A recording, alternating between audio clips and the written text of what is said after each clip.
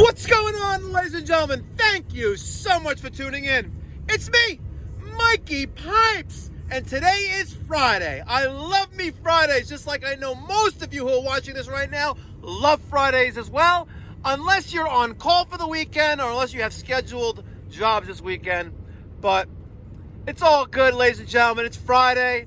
It's partly cloudy here in the great state of New York. Heading to my next service call in Plainview, New York. We have an existing customer. He's got a nice house.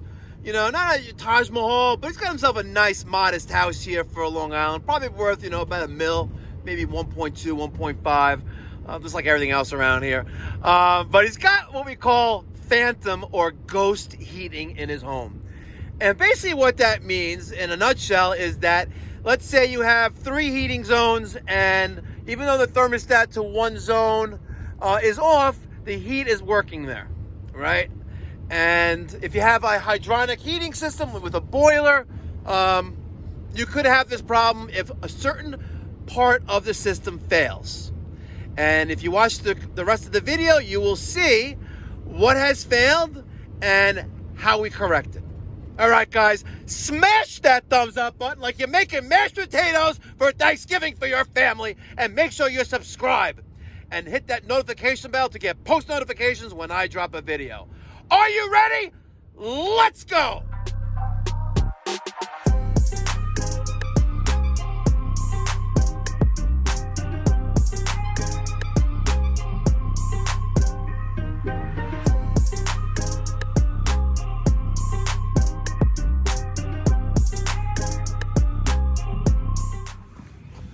Uh-oh. We got ourselves a barker.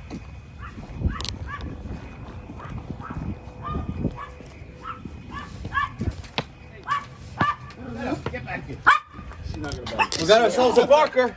How are you? Nice to meet you. You as well. Let me just try to roll that out. Thank you. You want booties? I got booties. Nah, I wipe the feet here and take them off. It's all good. So,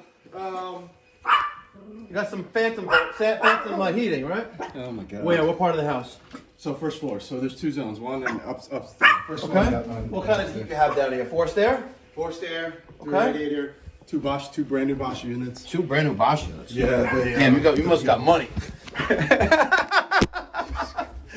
say that to my wife. Oh, she don't keep it between us. It's all good. Yo, that is cool. Yeah, it's a Formula 1 hold seat. Yeah. That's for you, right? My kid. He loves this shit. It's like I took him to Montreal to the Formula 1 race. Yeah. And that's it. I made him. You should take him to Vegas. The biggest part, the fucked up part is because it just started. They jacked up the price. It's $100,000 for one person to go. I was like, get the fuck out of here. No. All right, nice Bosch, recently installed by others. Not bad. You got the fan coil there. So you're using dual fuel on the thermostat. Very nice. So what's your set point temperature? 74. No, for heating. Oh, for heating 74. No, outdoor temperature. Sorry. Oh, the out 35. Oh, okay. You have solar panels on the roof? No. Very nice. How long has this been in for? Since April of last year. How's your... You've been here 10 years, you said, right? Correct. How's the energy bill between and gas? A little bit less. It's not. A little bit less, huh? Yeah. So that's what I'm thinking. Why is it so inefficient? Like. Are they 2 3-ton systems? Yeah. So 2-ton here, 3-ton upstairs. Gotcha. Wow, you're good. You know it. Yeah, you got the 24 air handler. So the problem here is the first floor zone, which is this Bosch BVA 24. Yep, BVA 24 has a fan coil right there. That's hydronic heating coil, similar to a car radiator. It gets hot water from the boiler, which you're going to see next. And that little blue thing right there is a sensor that will turn on the fan if that senses heat. It'll turn on the blower if that senses heat, which means the thermostat would normally be calling for heat, but it's not. So here is the boiler. Good old Burnham ES2 with the IQ control system. He's got an Alliance SL indirect water heater. Let me tell you something. That thing is heavy as a mother effer, by the way. That is a heavy guy. And very nice how they secured the expansion tank, mounted vertically, pointing upright, with some kindle on the wall there. But it does look like, and maybe it's an optical illusion how this is bowing down a little bit, but that's holding a lot of weight. It's all good. Remnants of a zone valve. His problem is this middle circuit, which is for the first floor. I cut the wire, right? And guess what? No resistance. No resistance, it's on. But it's not on because power is cut. Look at this one. Resistance, right? And I push that fast enough, that lever is hitting the end switch, which is the 2 red wires, which then closes TT to the boiler. Same thing here with this zone valve going to the indirect. If I do that real fast. See, did the same thing. This one is original. This one's been replaced, minus the body. This one's been replaced as well, because you can tell by the spray foam fragment still on here. They got a little sloppy with the spray foam, but it's a nice spray foam. Okay, let's go troubleshoot. All right, here's that zone valve. I loosened up that first screw. It's Honeywell. We see a lot of Honeywell zone valves here in the New York, Long Island area, the whole Northeast. You don't see Taco switch zone valve relays at all anywhere here. Zone valves. So I'm gonna try to remove this, and it's not going. We have something stuck, and I hope it's not going to be. Look at that. It just closed. It was stuck. It was stuck. Right? It was stuck. Looks like it's damaged, actually. Let's try that again. Yeah, see that? Now, is it this? Oh, yeah. That don't want to move. That don't want to move. I am screwed. I am screwed. But I may just take this off and not have to. Still need a new zone valve head, though. But the body. Oh, I don't feel like sweating today with the torch. But it's Friday, and he's filthy rich. He can afford it. And yes, he's listening. All right, I am going to drain down the zone. Is the opposite side valve? Nope, sure isn't. See, they put valves there to isolate, but there's only one supply valve leaving. We have 1, 2, 3 zones off of supply with only one valve, so we're going to have to shut down everything. Let's close off the power there. We'll close this. We'll do our best to isolate everything. But we're still gonna have to purge out the 2 other zones. I got a hose here, and let's open up that right there. Okay. Nothing really came out, of course not. First time I'm using this. Yeah, that's why. First time I'm using this little vacuum breaker acting as a flow check, and of course it ain't working because there's no real pressure there. Maybe I should only use the vacuum breaker when I'm hooking up to a water heater to flush out a steam wet return or something similar, but. Oh, I put it on the wrong way. Oh, shit. You got glycol in the system. Don't know why it tasted so sweet. Oh, I'm an idiot. In case you're wondering, the Hercules, the Cryotech, yeah, it tastes sweet, but also tastes like shit. It's keeping it real. Let's see. I can't see. It'll be work. I don't got any calendars. Yeah, you work. So this is, I'm sure you could operate that. Your son's got $1 million freaking bracer in his garage, in your basement. All right, we are going to. That's closed. I'm going to pull that head off there because I want to drain this down a little bit better. Let's see. Of course, what I want is not in here. But I'm going to try to pull these little screws out. I want to see what's actually blocking inside the zone valve and not just cut it out. There's one. See, these little things hold the head on. There's 2 of them, right? Well, there's 4. 4, yeah. There's one in each corner, but there's 2 of them that just have little nipples on them. Mm-hmm. So you can, so when it guides on the zone valve motor itself, it doesn't doesn't have a screw there. So there's the 2. Now I'm gonna loosen up this, and I wouldn't be using my, it goes the rest of the water. I would use my linesman pliers, but they're not in there, and probably someone Stolen. yeah, Borrowed. someone used them. You know, like every time I have someone new, like my biggest pet peeve is putting back things where they belong. Like if you take a tool or a thing off the truck, let's say, you know, I use a zone valve today, right? I have several in the truck, but let's say I use a zone valve today, and whoever's with me puts them back in the wrong spot. I'm not gonna know. I'm gonna be searching forever for that, right? Here's the other one. See, it has a screw thing in the middle. So I have one more to take off, and we're gonna see what it's looking like inside here. And worst comes to worst, I have the torch and the B tank there and the solder kit. Worst comes to worst, we will replace the whole body, but I just want to see what it's looking like in there. So here's that, right? So when you turn this, which doesn't turn, this is the problem we were having. It wasn't turning. You're supposed to be able to move freely. The motor, which is here, right? See, this piece Grabs it. goes into there, and that motor, which is plastic, by the way, it's all plastic there. Yeah, Jeez. I know, it's crazy, right?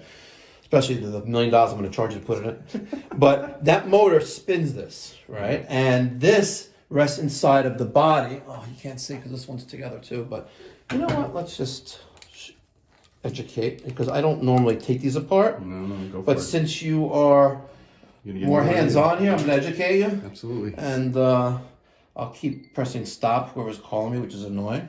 But let's take those off. And I don't believe this is a 5/16 screw, but we'll try it anyway. Could it be? Oh yeah, look at that. It's a 5/16. You learn something new every day. Or you remember something you forgot from years ago. Your expertise. So, I'm going to show you a brand new version of what you just had there. So, there's the body. Here's that wheel, which moves freely. Look. Yeah. See, so when the motor is active, it opens and allows water to travel through here, across there. When a motor is when it's closed, it's pushing down there, and this little rubber ball, right, is all that's stopping the flow of water.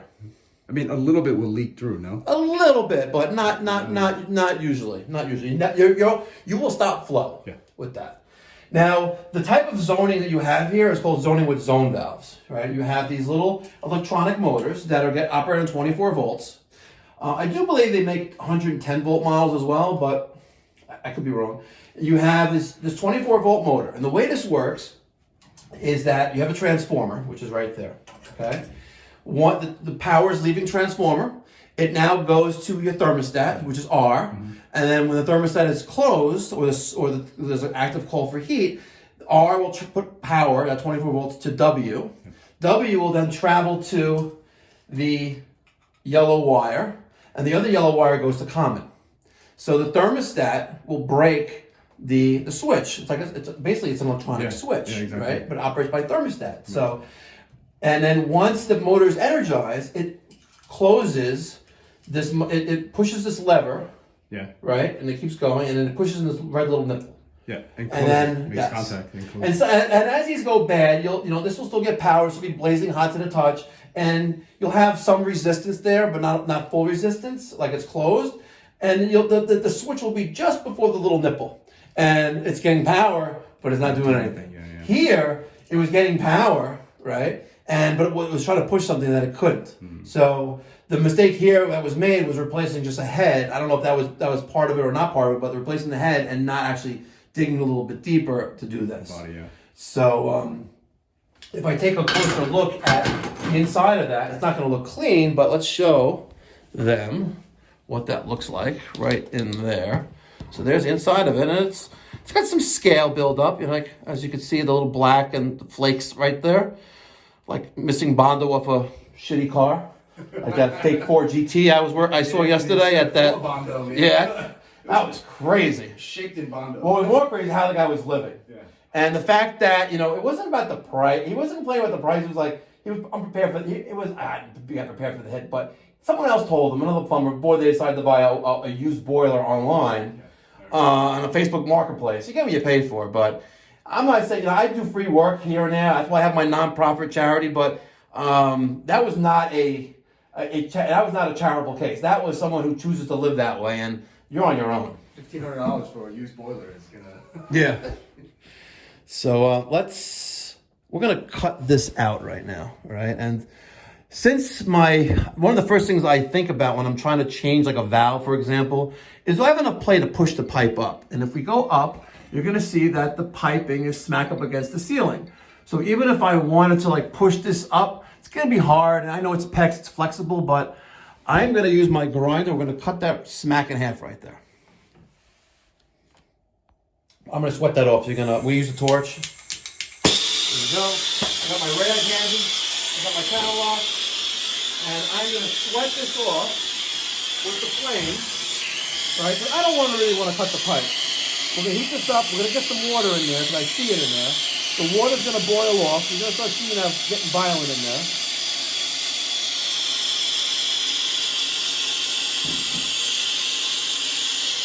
So here comes that water. I'm using my flame away from the fitting because I want the water to boil there. That way I can solder off the remnants of the zone valve head. And there's not that much here. Once I get a good inch of this out of the way, we'll be good to go. But this is what it looks like inside of a steam boiler, by the way. You have flame, boiling water. Pretty cool, huh? Yeah, it is. And I'm doing this because I could sit here forever like that and it'll never come off.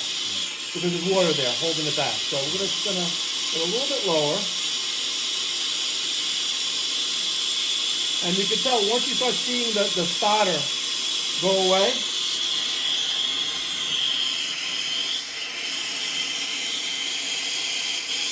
There we go. Yep.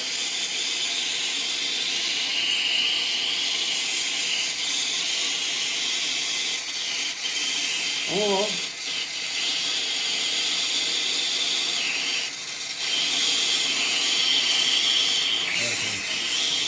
First, starting to boil. Now, while it's still hot, okay, and why that first? Just like that. While it's still hot, we're going to use the torch and the flame to wipe off that because you don't want any snots there. That's what it's called, snots. Boogers? Boogers. Like, no, actually, the guy did a pretty clean job here with soldering 10 years ago. That was an apprentice doing the drip leg on the the pressure valve. All right, so now we're going to take a piece of scratchy paper, which I had somewhere here. I was using it before to clean the other pipe. What did I do with it? It's always something that falls on the floor. You're looking for that quarter turn brush. You're looking for the solder. You're looking for this, looking for that, and it's like right in front of your face the whole entire time, right? So now here I am looking for that scratchy paper, the emery paper, right, which is nowhere to be found. Seriously, there it is. Look, right in front of my face. I rested on top of the low water cutoff because I knew I was going to have it nearby and handy, and there it is. You get it? Yeah. Good. Okay. Now, we're going to clean off this pipe. I already did the same thing on the other side. We clean the pipe with the scratchy paper. This is the easiest way of doing it. Using alternating hands just like this. Boom, boom, boom, boom, boom. Now look, that looks nice and clean. Now, I already cleaned this one, but we're going to do this one again because it looks a little dirty. And I'm going to do it with this. I'm going to wrap it twice.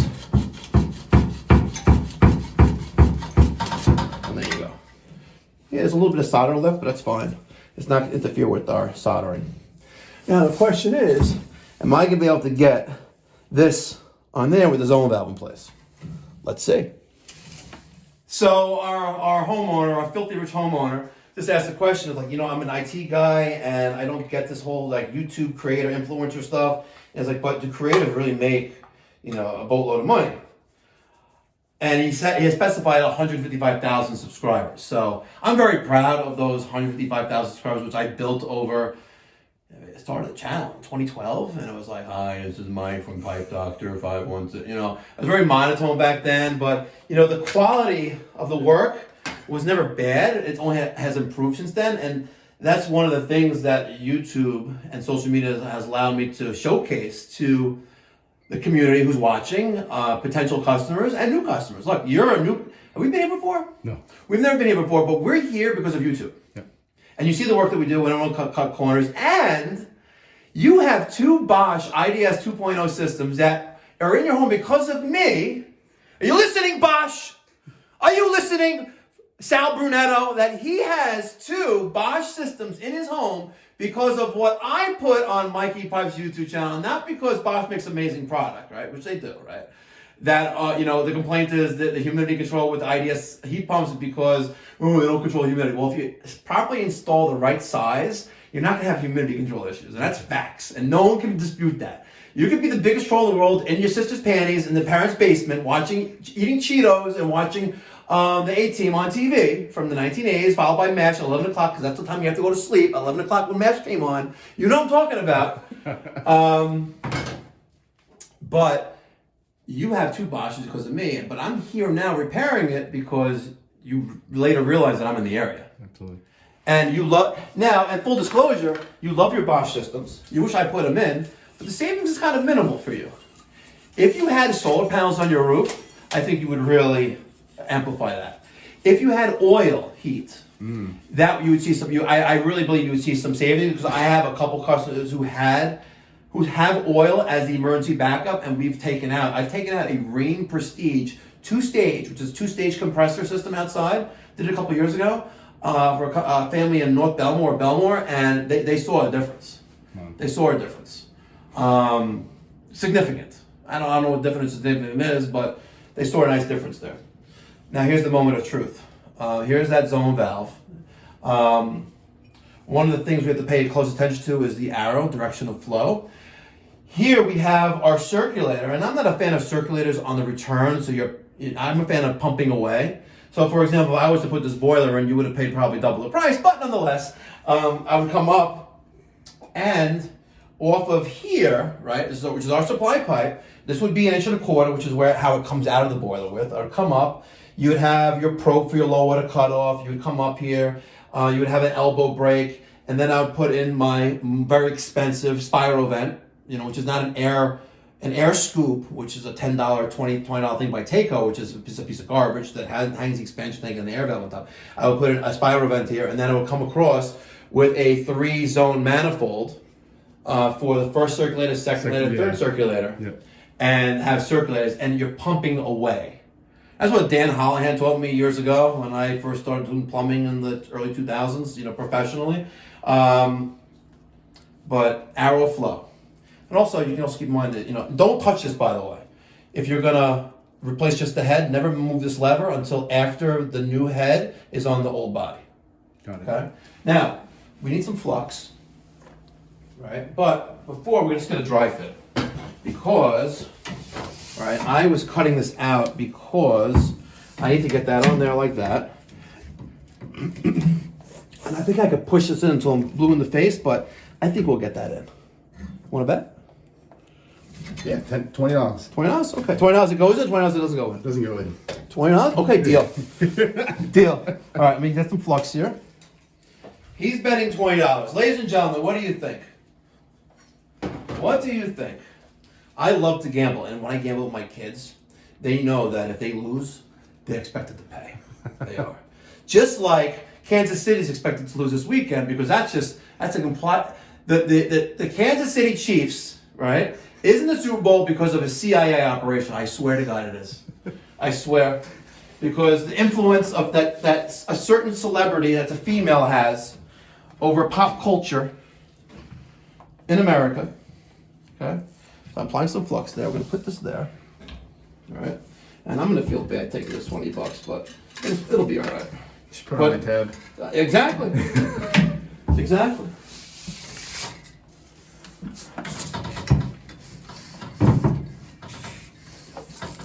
Let's do a little leverage here.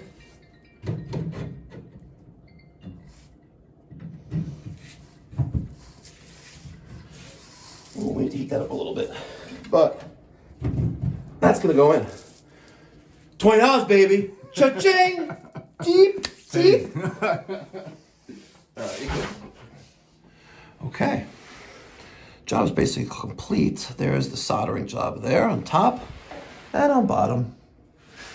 All my wiring is done. I have plenty of videos on zone valve wiring. It looks like shit, but this is the way it is. This is the way it is with zone valves. I am now going to disengage the manually open on the zone valve, and there it turns freely. We're going to, see? Hear that little click? That's pushing in that little button, which is the end switch, which closes the 2 red wire circuits that go to TT. They'll get wired together there. Abracadabra. Boiler's gonna cycle up, and I'm gonna get yelled at for putting all my tools on top of the guy's boiler, but I'm not scratching it because I'm not a hack, and hacks bring me stacks. And look, he even gave me water, which I totally forgot about after drinking the Cryotech antifreeze. Good stuff.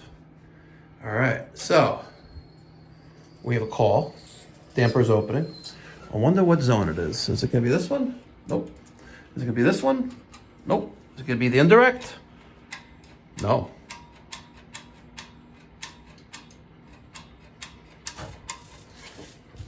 Why do we have an active call? You only have 3 zones. First floor, second floor, indirect. Temperature? Temperature? Yeah. Why? Is it lower than 120? It'll try to heat up the water? Is that No, it shouldn't. Should. Then again, that indirect light is flashing over there. Yep. Sorry, I'm using this like DJI gyroscope, which wants to, see, this is the zone valve for that, and it's getting hot. Maybe it's an illusion? Maybe it's stuck? Oh, look, the zone valve, little lever thingy was all forcocked. Look, see? It was bent, so it wasn't letting me move it. Okay, very nice. That is going to be coldish to the touch. That's ice cold. Is that on? Nope. Okay. See? And he lost 20 bucks. All right, ladies and gentlemen, I gotta tell you, I really gotta tell you, it's service calls like the one I just left that really, like, gives you that, like, amazing feeling, you know, deep inside. Like, you know what, there's a customer that had a problem. We fixed it. We had a great engaging conversation for a little over 2 hours. You know, developing that new relationship, strengthening that. And listen, I was like, listen, we'll catch up again next time. You know, like going for the tune-ups on the Bosch equipment. But it's fun. And I really enjoy my profession, my career. And I got to be honest, there's nothing I would want to trade this for. Even if I won like the lotto or inherited, you know, a boatload of cash, I would still be out there creating content, doing this, working with my hands, and trying to together make the trades great again. You know, I had a conversation with my wife yesterday about, you know, like, you know, we don't have to really live in Orlando. I was like, listen, I'm not saying we're gonna live there full time, but, you know, in the winter, I would like to, you know, have a place down in Florida where I could go to work every day in the mornings, create my content, create the videos, you know, to build this business on social media, right? Which is what it works. This works, by the way, in case you guys are wondering. Creating content like the service call you just watched is epic. It's epic. And I'm not trying to like give away trade secrets or whatever, but you know what? If you take pride in what you do, and you could just talk through what you're doing, you know, with your hands, put together a video like I just did and post it, you know, and share it with your friends and get the likes, get the shares, get the comments going. And you know, it's also a sense of accomplishment and pride. You know, like here I am.